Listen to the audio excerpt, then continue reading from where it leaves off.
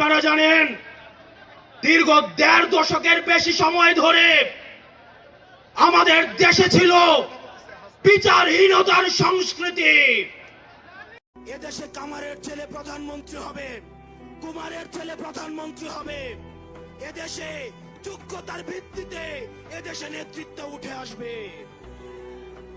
আমরা স্পষ্ট করতে চাই, আমরা একটা সুন্দর বাংলাদেশ গড়তে চাই, যে বাংলাদেশে আমাদের মধ্যে কোনো ধরনের ভেদাভেদ থাকবে না, রাজনৈতিক পরমত সহিষ্ণুতা থাকবে, মত প্রকাশের স্বাধীনতা থাকবে, আমাদের দ্বিমত প্রকাশের স্বাধীনতা থাকবে। ও ইনকিলাব জিন্দাবাদ,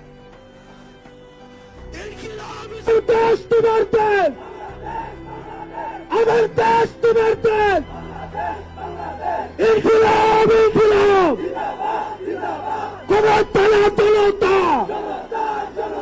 ক্ষমতালা জনতা, অপষ্ট সংগ্রাম,